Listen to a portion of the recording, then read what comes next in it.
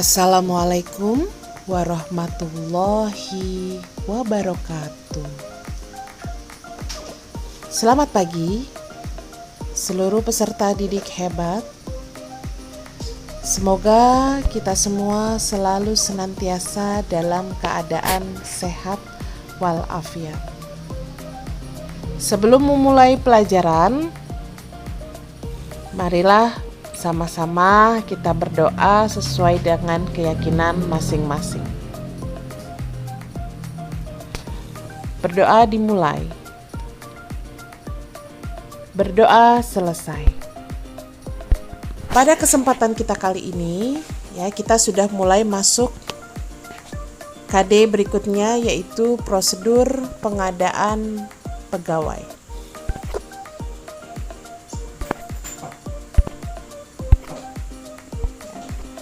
Ibu harapkan kita semua senantiasa menjaga kesehatan sehingga kita senantiasa semangat dalam belajar.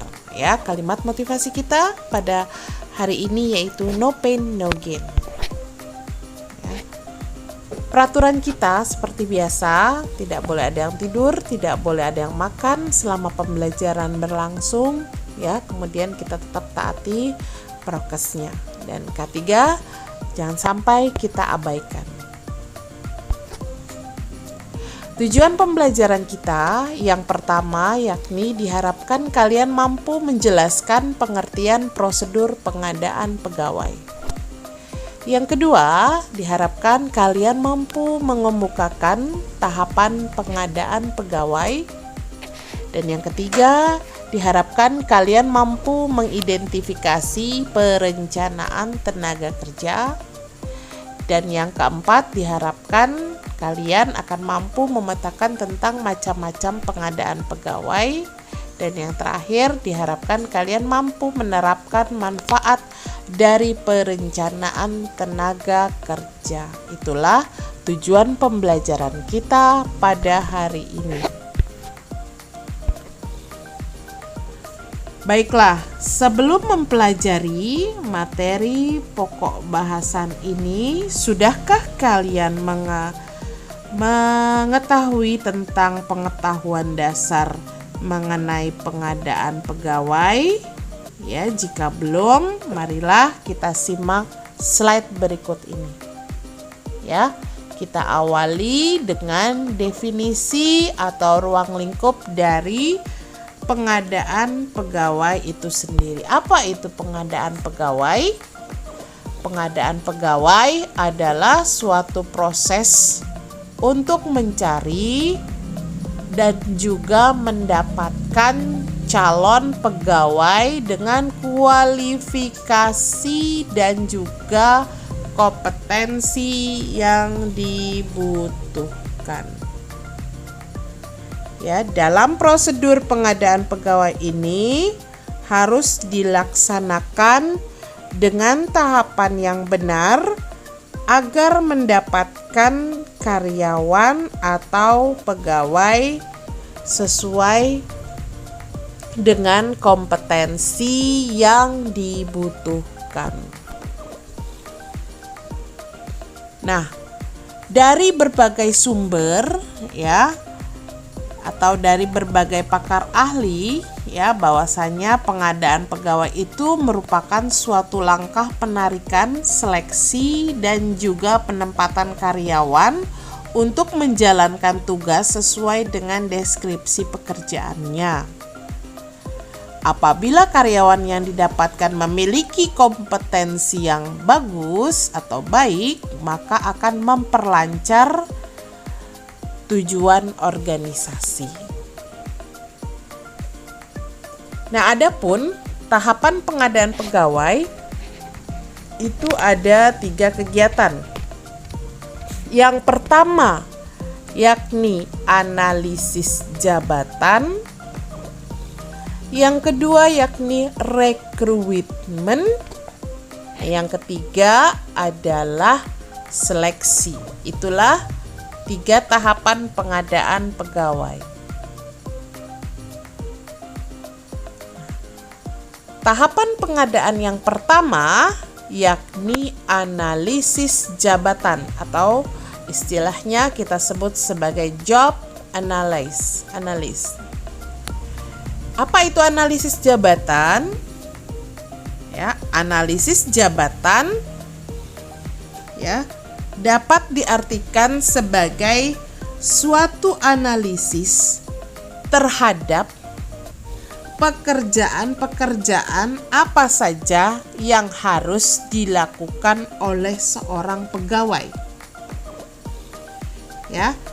Di dalam analisis kerja, di situ juga harus menguraikan cara mengerjakan dan juga alasan harus dilaksanakannya pekerjaan tersebut. Ya. Selain itu, analisis ini bertujuan untuk menginformasikan tentang hal-hal yang berkaitan dengan job description ya atau uraian tugas, job specification atau spesifikasi tugas ya, job evaluation atau evaluasi tugas yang harus dilakukan oleh karyawan tersebut. Nah, syarat apa yang harus diperhatikan dalam analisis jabatan tersebut? Dan yang pertama, syarat yang pertama adalah perekrutan dan seleksi karyawan. Ya, jadi bagaimana cara merekrut, ya, menerima calon tenaga kerja baru itu harus merupakan salah satu syarat utama. Ya. Yang kedua, bagaimana menempatkan karyawan atau penempatan karyawan. Yang ketiga, yakni evaluasi jabatan. Syarat yang keempat, kompensasi gaji karyawan. Dan yang kelima, penilaian prestasi kerja. Yang keenam, yaitu pelatihan atau training. Yang berikutnya yaitu promosi dan juga pemindahan karyawan. Dan yang terakhir adalah penyederhanaan pekerjaan. Ya, itulah ke-8 syarat ya yang harus diperhatikan dalam kegiatan analisis jabatan. Berikutnya, poin 2 ya dari tahapan pengadaan pegawai yakni rekrutmen.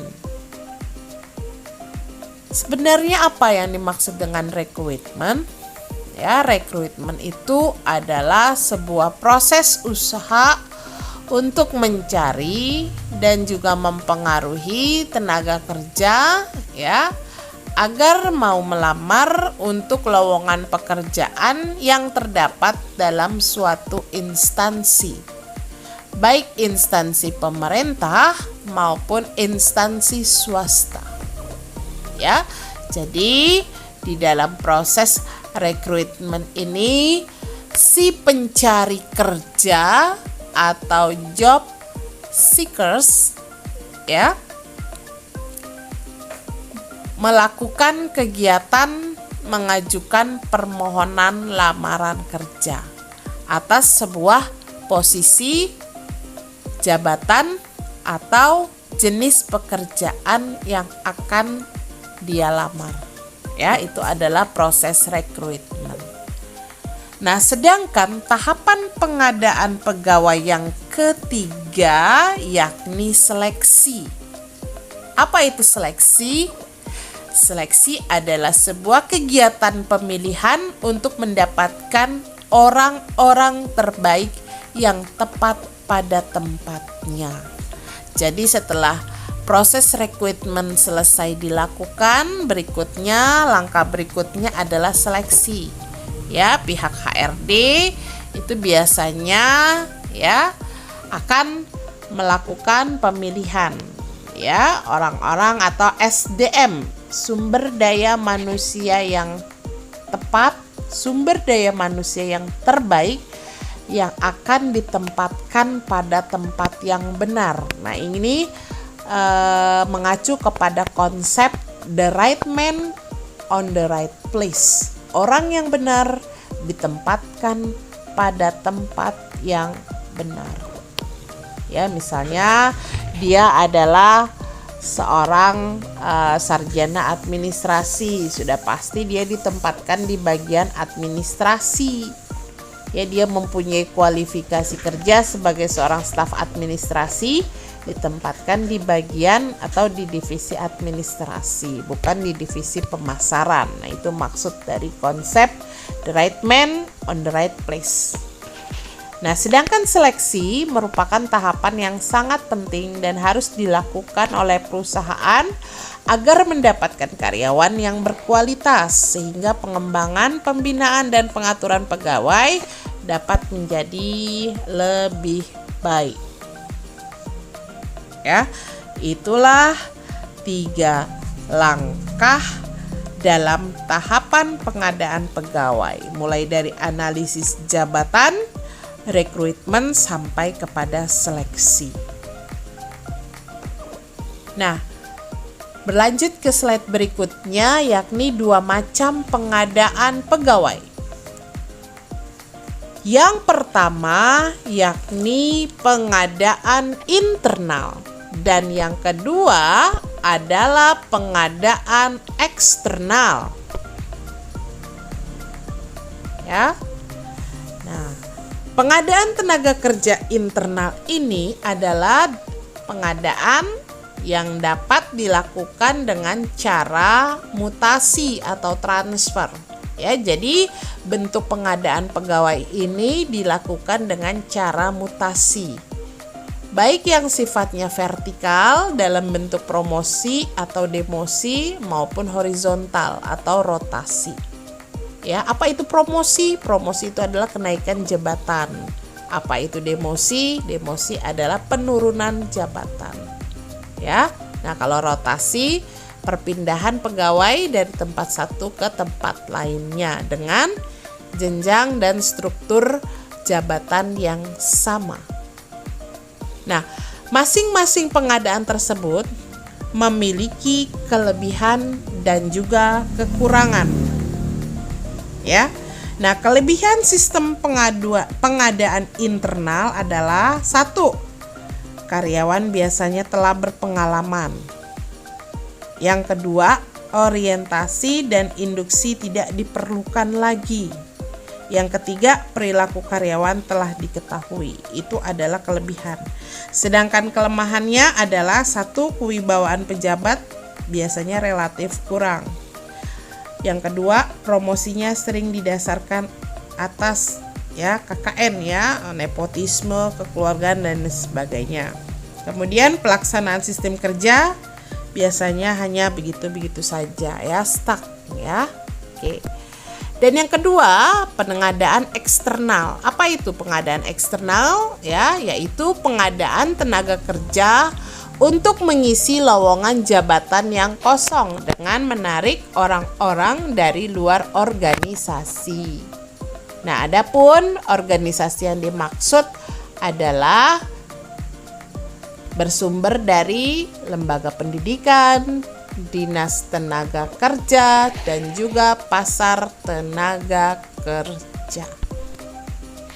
Ya. Nah, berikutnya adalah manfaat dari perencanaan tenaga kerja. Apa saja manfaatnya?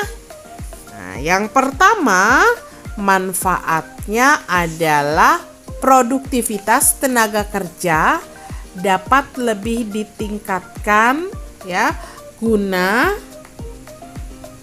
mencapai tujuan perusahaan. Nah, dengan adanya data tentang pengetahuan, pekerjaan, dan pelatihan yang pernah diikuti oleh karyawan, manajemen perusahaan dapat merencanakan jenis pelatihan apa yang nantinya akan diberikan kepada karyawan untuk meningkatkan produktivitas kerjanya. Itu manfaat perencanaan yang pertama. Manfaat yang kedua, di sini Perencanaan tenaga kerja dapat menentukan jumlah dan juga kualifikasi jabatan. Ya, karena sebagaimana kita ketahui bahwasanya perencanaan tenaga kerja sangat terkait erat dengan penentuan kebutuhan tenaga kerja di masa mendatang.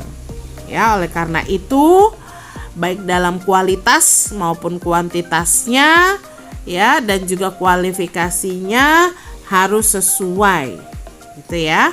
Nah, berikutnya manfaat perencanaan tenaga kerja yang ketiga, yakni perusahaan dapat memanfaatkan sumber daya manusia secara lebih baik. Ya, karena di sini kegiatan inventarisasi sumber daya manusia atau pegawai itu biasanya sudah ada dalam perusahaan. Nah, di antaranya inventarisasi SDM yang dimaksud adalah biasanya satu, jumlah karyawan harus ada dalam perusahaan. Yang kedua, kualifikasi karyawan yang ada dan juga memperhatikan masa kerja bagi tiap karyawan. Ya, itu adalah manfaat perencanaan tenaga kerja yang ketiga.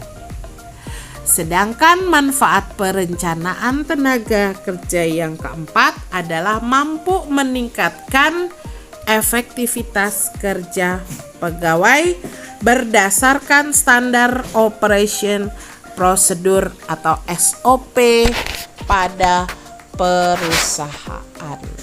Ya. Nah, demikianlah materi singkat mengenai pengadaan tenaga kerja. Ya.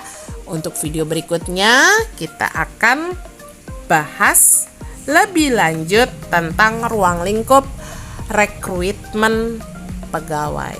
Ya, semoga pembelajaran singkat kita ini dapat bermanfaat. Ya, silakan kalian bisa menggali lagi pengetahuan serta wawasan dan juga informasi tentang kepegawaian baik dari buku maupun sumber artikel yang kalian dapatkan dari media elektronik. Ya, demikian Ibu akhiri ya. Assalamualaikum warahmatullahi wabarakatuh.